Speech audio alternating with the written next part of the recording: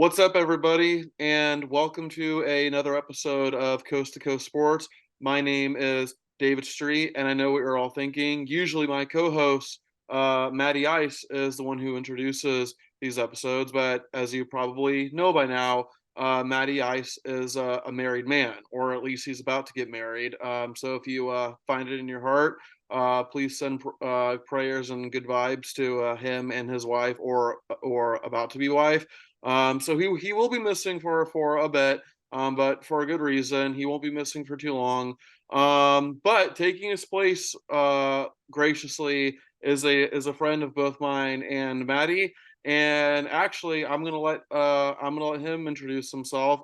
So just tell the audience who you are, what school you cheer for, and how you became a fan of that school. Well, thanks for having me on, David. Coast to Coast Sports. I'm here to represent the Gulf Coast, of course. My name is Texas Ed. I've been a lifelong football fan since, as long as I can remember, and we're talking more than 30, 40 years at this point. Being from Texas, got to represent the home state. Texas Longhorns, hook 'em, always. Uh, I as far as who really got me into watching college football, I have to go with my man Eric Metcalf. He was a beast coming out of college, followed his career, and everything just kind of snowballed from there. As a pro sports person, I was always Oilers. Earl Campbell came from the University of Texas. It was a natural fit. There's no stopping me from that point on. I do appreciate the opportunity to join you today, and let's have some fun. Awesome. And just real quick, for those of you who may not know, Texas Ed is a diehard Houston Oilers fan, so much that he flat out refuses to root for the Titans.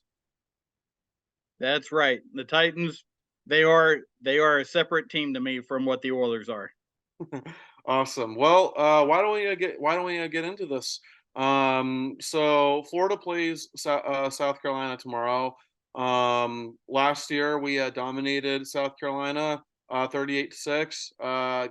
Season before that, South Carolina dominated us. I believe it was 40-17. So we'll see who wins this time. So let's take a look at Florida real quick. I'll preview both Florida and South Carolina, their statistics and all that. So right now, Florida, we are 4-2. We are undefeated at home so far, but winless on the road, which is a unfortunate trend under Napier. The last his 2 years as our head coach, we've only gotten one true road win under Napier, and that, of course, was at Texas A&M when we demolished them 41-24. Let's go over some stats here. So Graham Mertz, halfway through the season, and I don't think anybody can question that Graham Mertz has not been a problem at all. In fact, you could argue that he's been very valuable. In fact, probably the most valuable player, at least on offense, especially when you look at his numbers. He's got 1,474 passing yards, 9 passing touchdowns, 11 touchdowns overall, by the way, 2 interceptions, and he's completing 80% of his passes, which is just insane. Even if you want to argue that he's just throwing dinks and dunks, it's still impressive nonetheless that he's completing 80% of his passes. And in fact, he has the lowest uncatchable pass rate among SEC quarterbacks with a minimum of 60 attempts, according to Clark Brooks on Twitter. You should follow him if you don't, and that's not surprising. When you complete 80% of your passes, then you're bound to have a pretty low uncatchable pass rate. It's no surprise that Mertz's favorite target is Ricky Pearsall, who's got 453 receiving yards and 2 touchdowns on 34 receptions. Those lead the team, except for touchdowns, in which Pearsall is second. Arla Sportingham, tight end, leads the team with 3 touchdowns.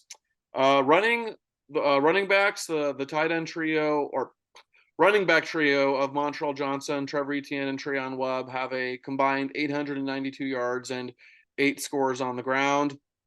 And I saw an interesting stat from Clark about a week ago or so, though I don't remember exactly what the numbers were, but I believe what I saw from him was that we're actually among the best SEC teams at getting to the red zone, but we're among the worst at producing in the red zone, which when I saw that, that did not surprise me whatsoever. I think anybody who's watched Florida knows that we uh, we drive we drive the ball down the field pretty well, but when we get to the red zone, we just completely freeze up. And if you caught our either our last episode or the episode before that, I said that I am now firmly in the Billy needs a play caller bandwagon.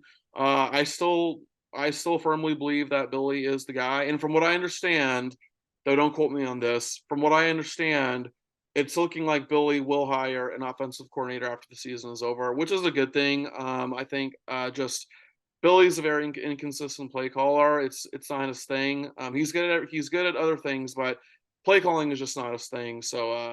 I'll be happy if or when he does hire a play caller. And then just looking at scoring and defense, uh, we're scoring 27.2 points per game, which is 83rd in the nation, and we're allowing 16.8 points per game, which is 18th in the nation. And of course, it's no surprise that our defense has been much improved this year. Ignoring the absolute butt whooping that Kentucky gave us, even still overall, we have been our defense has been much improved. Now let's take a look at South Carolina real quick.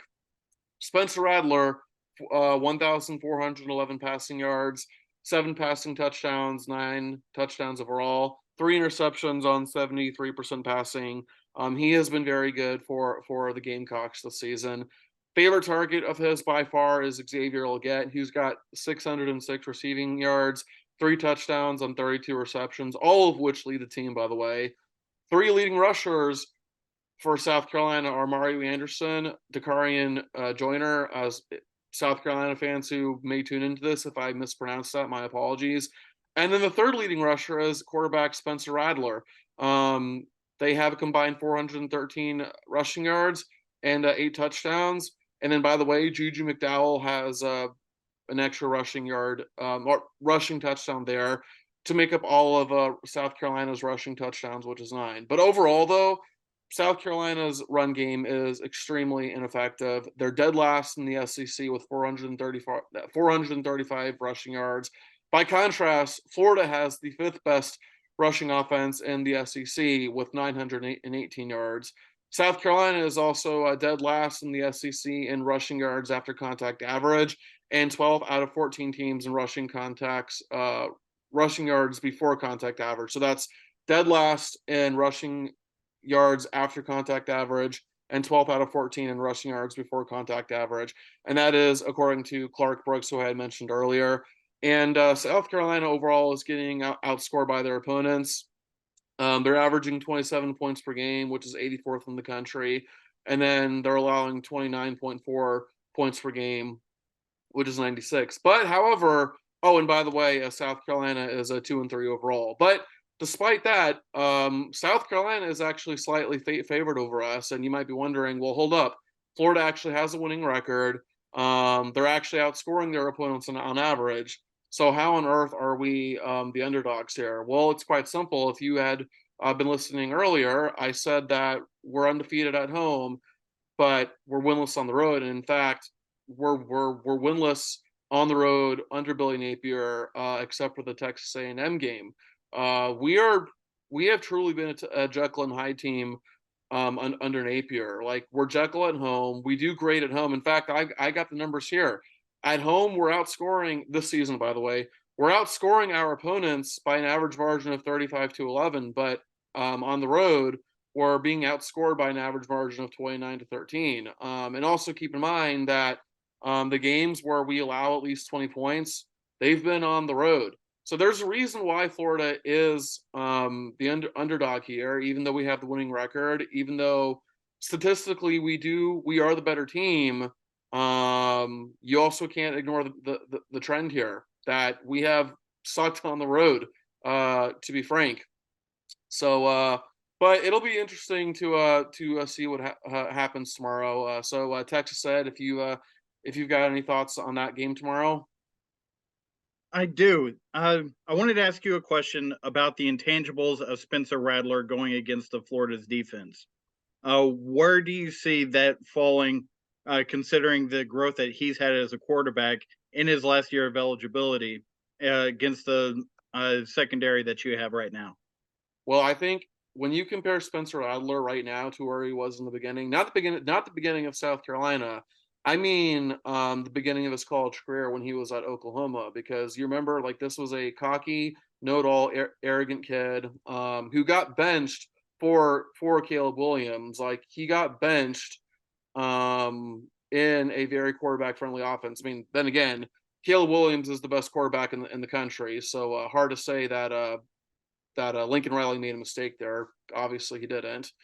But it's no secret that Spencer Radler had a lot of growing up to do, and when you look at where he is right now, totally different person, totally different player. No doubt, not the only reason, but the biggest reason why South Carolina, the biggest reason why South Carolina isn't winless. Let's just say that. And I've often said before that Spencer Rattler is hot and cold. When he's on, he's arguably the best quarterback in the country. But when he's off, he's just like he makes you scratch your head.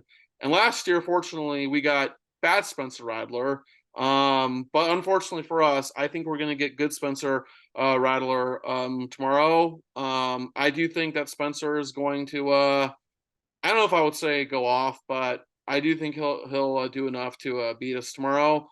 Which, by the way, I guess I forgot to give a score prediction, but I do believe that South Carolina is going to beat us tomorrow. Like until I actually see us perform well on the road, I just I just can't pick us to win on the road. Even though obviously I want us to, but I just can't. So those are my thoughts there. Fair enough. Fair enough. Well, with Texas being on a bye week this week, I just wanted to do a rehash of the pain that I felt from watching the Red River shootout this past week, uh, because it still stings. Although it is time to move on, we are halfway through the season. We've got so much to look forward to. For those that don't know, Texas did lose the Red River rivalry as they were being advertised to Oklahoma 34-30. And there were some very key moments that led to that loss. And really, it came down to the inability to control Dylan Gabriel when it mattered most. We could not get our score from the 1 yard line with 4 tries, 3 times trying to do a variation of what has been known as the bush push, and then one that looked kind of weird, but our wide receiver Xavier Worthy almost got his head taken off trying to get in the end zone. Didn't quite make it there. There were some turnovers. First play of the game, Quinn Ewers, our quarterback, he throws a slant pattern that flat-footed. There's no reason for that. So it was an easy pick for Oklahoma, which really got the ball rolling in their favor. It gave them all the momentum, really got them involved in the game itself, and it just led to one of the wackiest first quarters that I've ever seen in that game, which included fake punts. It included 2 interceptions. It included a reverse on a kickoff that got called back for a penalty. Just crazy stuff all over the place. But after that first quarter, it was very dire for the Longhorns. And, to their credit, they, took the blow, they took the punch, they came back, they countered, and, played well for most of the rest of the game. There were some difficult things that I saw, especially in the trenches. We had an injury to our center, Majors, that apparently he's going to be out 6 to 8 weeks. And being out 6 to 8 weeks as the anchor of the offensive line, that is one of our strengths, is a difficult thing to take on. Luckily, we will not be we will not be taking on a schedule that I don't believe has the same firepower that Oklahoma has. Uh, so we could have folded early, but we didn't. Ewers, took the blow in the first quarter, came back and reeled off 19 straight completions. That is a Texas Longhorn record. When you're talking about the quarterbacks that have come through this university, you're talking Colt McCoy, you're talking Vince Young, you're talking James Brown, you're talking Major Applewhite, Chris Sims.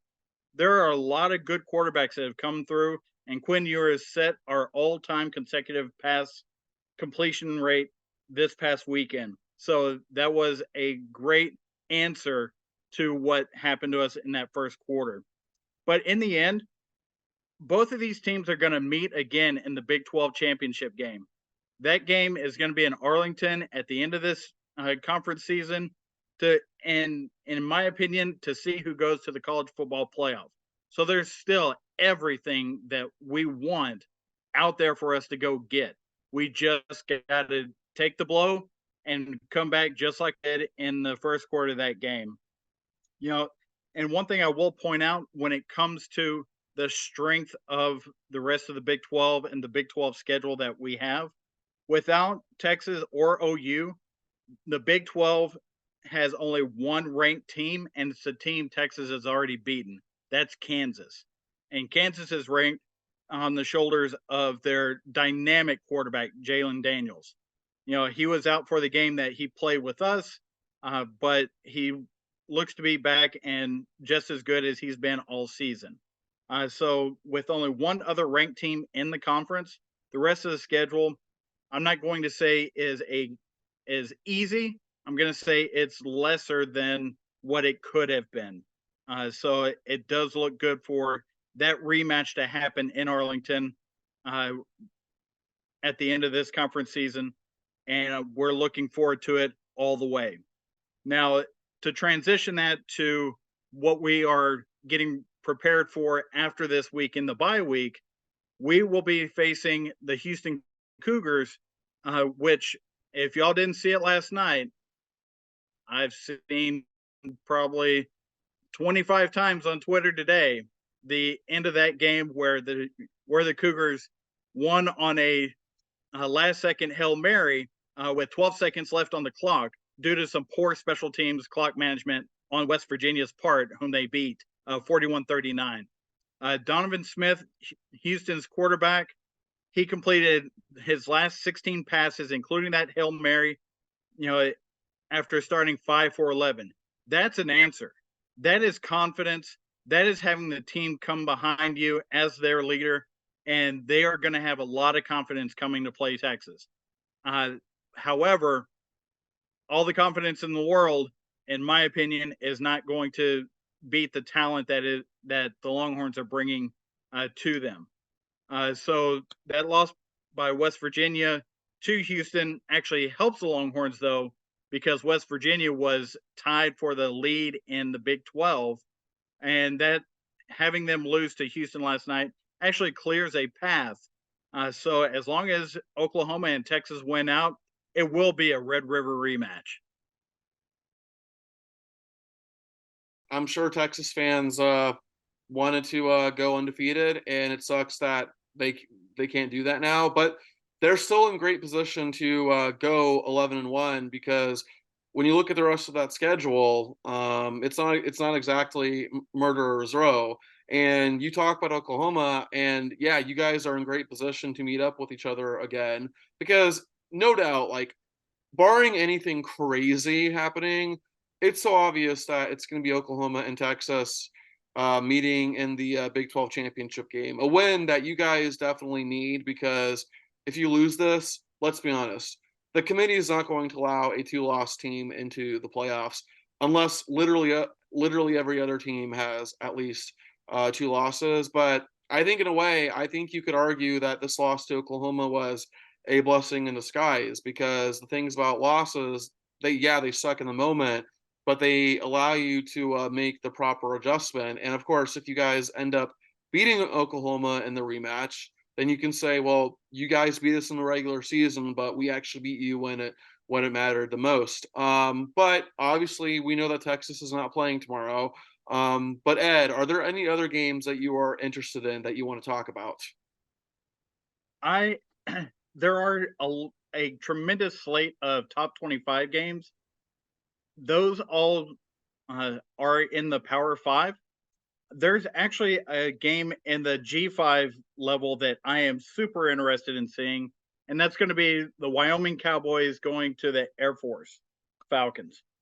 It is being played in Colorado Springs, which with these two teams, the elevation will not be an issue whatsoever because Wyoming does play at a higher level elevation than what Air Force does. But one of the there are a few things with this. This is really the game that is going to determine if there is going to be a, as Tim Brando would put it, fly in the ointment. Uh, one that could go through and get a New Year's Six bowl game uh, away from a Power Five school. And to me, it's a fascinating matchup. Uh, if y'all don't know, Air Force does run a military style triple option offense, which is really harkens to a days gone by of what offense is played in college football. Wyoming is a little more traditional college offense at this point. But as I look at the different numbers and uh, things about each team, I do see a clear cut favorite here, although there is still room for crazy things to happen, which do tend to happen when you're up in the mountains. Now, Air Force is number 17 in the country at 37 points a game versus 25 points a game by Wyoming. Uh, now, there are also Air Force is also number 12 in the country in points per game given up versus Wyoming's 24 points a game given up. So there's some disparity there. It's going to come down to Wyoming's run defense. So far, Wyoming has played Texas Tech. They have played University of Texas very closely. They have played Fresno State, which they ended Fresno State's second longest winning streak in the country just last week when they were at home. And all those teams have a tendency to throw the ball a lot. So there has not been as daunting a task of rushing offense as what Air Force is going to provide them. You know, when you're talking about time of possession, which Air Force is really going to dominate, they are number 2 in the country at 35 minutes a game keeping the ball. Well, Wyoming is only 5 minutes behind that. So it's a matter of who can keep who off the field. When you're talking about total offense, it's almost 100 yards a game difference for Air Force in this. And the difference has become quarterback Zach Larrier is a throwing threat. That is the one key to the triple option offense that cannot be quantified just by handing the ball off. You have to have that over the top option. And Zach Larrier is providing that. In fact, just last game against San Diego State, he was 6 for 7 for 189 yards and 2 touchdowns. That is a ton of yardage and productivity in the passing game out of this offense, which makes it almost impossible for a team to stop. And even in the ground game, Zach Larrier also gained 103 yards on just 8 carries. Big plays are coming out of this offense that normally is a 3 yards in a cloud of dust, to coin an old phrase, type offense where you're getting a halfback dive and maybe you make it, 3 yards, 3 yards, 3 yards all the way down the field and eat up clock. That's not how this Air Force team is built. This Air Force team is built to really get on top of you and have these explosion plays that get the other team pressing. And when other teams start to press against them, they are taking advantage of it. It is really a fun team to watch. And then on the other side with Wyoming, they are a very gritty, in the trenches type of team. So I am very interested to see this rushing defense against Air Force's explosion of offense, as it goes through the night. When you're talking about, oh, it's G5, their schedules aren't that good. Well, Wyoming is just about even as far as strength of schedule being a G5. That that kind of rating is generally Power Five teams, are tend to be the best teams in the country. Well, they're right there by having an average of 0 versus some other teams that would not have as many Power Five competition games as what Wyoming has carried so far. So I'm really interested to see how they carry that grit to this game against the Air Force. In case you're wondering, the Air Force rating for strength of schedule is at 103. So yes, they have been that explosive, but it has been against lesser competition. This is really going to be a push and pull game for me to see how well Air Force can impose their will and how well Wyoming can take that punch and get back into it all the way through the game. Now, I will say with Wyoming's quarterback, Andrew Peasley, he is a solid quarterback running a good offense, but they do have a number 2 named Evan Svoboda. Think of him as the Taysom Hill of college quarterbacks. They will bring him in specifically for those Q powers, those Q sweeps, a little bit of throw off of a wildcat type play action. Those are all exceptional things to be looking out for. And I really find this to be a fascinating matchup. And I think it's going to be a fun game for everybody to go see. Yeah, no doubt, man. No doubt. And talking about Air Force, you could argue that they've been the best G5 team in the country. Troy Calhoun has built a monster up there in Colorado Springs, and certainly Air Force has been by far the best football team of the three military schools. Whereas Wyoming, they're doing very well, but I would argue that they've been more inconsistent than Air Force has. So I do think that Air Force is going to win that game, but we shall see what happens. One game that I am interested in is something that I have no doubt Matty is interested in, and that is Oregon, Washington. Now, in an earlier episode, I said that you could argue that Washington is the best team in the country. I am walking away from that just a little bit. I still think that Washington is a great team, borderline top 5, certainly top 10. But Washington's defense lately has not been that great. They almost let Arizona beat them.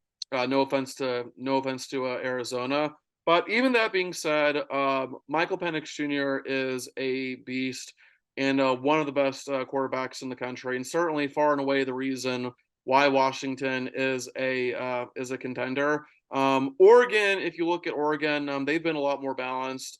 They're great both offensively and defensively, and in fact, I don't have the numbers here, but I think I saw that Oregon actually leads the country in average scoring margin, which is not surprising because other than the Texas Tech game where they won by 8 points, Oregon has been flat out demolishing teams. So and Bo Nix, he's been great as well. I do think that Oregon is the better team than Washington. They're certainly more balanced, but the game is going to be in Seattle this weekend, and so because of the home field advantage, I do have to take the Huskies here. But do you have any thoughts on that game? Any chance, Ed? I think it's going to be fascinating to see the wide receiving core for Washington that is just stacked full of NFL players against Oregon secondary.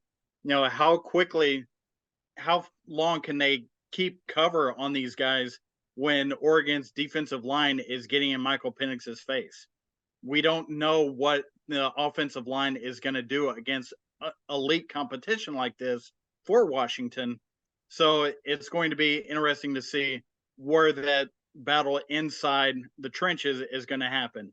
Is it going to be something where Michael Penix is going to have to roll out more to get more time, or is he going to be able to just pick Oregon apart from the pocket? That's going to be a huge chess match between Dan Lanning and Washington coming up on this weekend.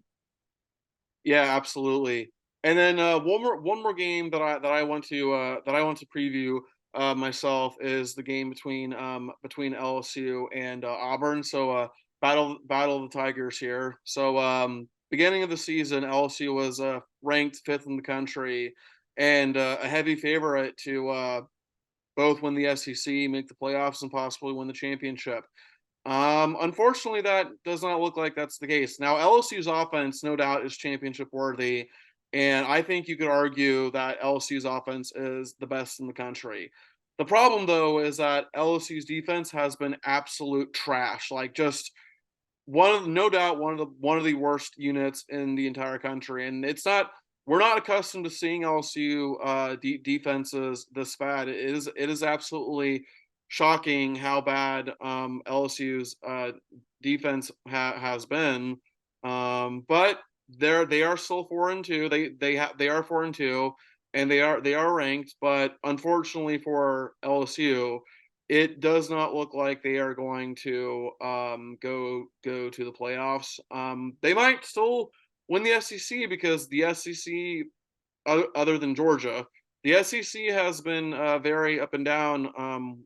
I would say certainly I think LSU could maybe win the West. Although I think Alabama has finally gotten their crap together. They remembered that they're Alabama. So unfortunately for LSU, I think this season is going to end up being a disappointment for them, and it has been disappointing for LSU, man, especially when you got Jaden Daniels, who's been incredibly like you could say that he's been the best quarterback in the country. Certainly the best quarterback in the SEC without question. And it's always unfortunate when you can't complement good quarterback play with a decent offense. Like we remember back in 2019 when LSU had Joe Burrow, and their defense wasn't elite by any means, but certainly it was a heck of a lot better than their defense is today. And their defense back then could at least get key stops, and they had some dogs on that defense as well. So not even close to being the same. But I still think that LSU is going to beat Auburn. I think Auburn is still a bit of a work in progress under Hugh Freeze. But did you have any thoughts on that game between LSU and Auburn, Ed? I do. And looking at some of the information for Air Force, I did find a little nugget for Auburn. They have one of the absolute worst pass offenses in the country. A bunch of dudes can go out there. David, you and I could go out there and play pass defense against these guys. They are awful. So just a bunch of athletic guys for LSU being out in the secondary, they will be able to handle that. That means that LSU's, as bad as they are, they will be able to throw 7 guys at the running game for Auburn, which has been their only saving grace. Peyton Thorne, he played well against Georgia a couple of weeks ago, and that was mostly with his legs. The offense that Hugh Freeze has had with Auburn this year has been mostly good when they can get the running game going. Well, if you have 7 guys to block 5 to get to the running backs, guess what? That's going to be shut down too. No, it may not may seem a little even just because all the struggles that LSU has had defensively, but I don't think they're going to have that hard a time with Auburn defensively this week. And like you said, Jaden Daniels has been all worldly these past couple of weeks. You know, with the string of high quality QBs in college football, I just got to say it's been a pleasure to watch the QB play across the entire country this year compared to some years past. Yeah, no doubt. It'll be very interesting to see what transpires over the weekend. But Texas said, thank you so much for graciously volunteering to be here while Maddie is out celebrating his marriage. Real quick, for those who may not know, where can they follow you on Twitter? And it will always be Twitter, by the way. None of this X BS. You can follow. You can find me very easily. Texas Ed. You'll see the Texas flag as my profile pic because it's all things Texas for me. It doesn't have to be just the Longhorns. It can be anything across the state. You know, you just ask me a question, I will get you an answer for it, and I'm here and I'm all about it. Thank you so much for having me. Of course. And I'm David Street, and you can find me at David_Street 17. All right. Good night, everybody.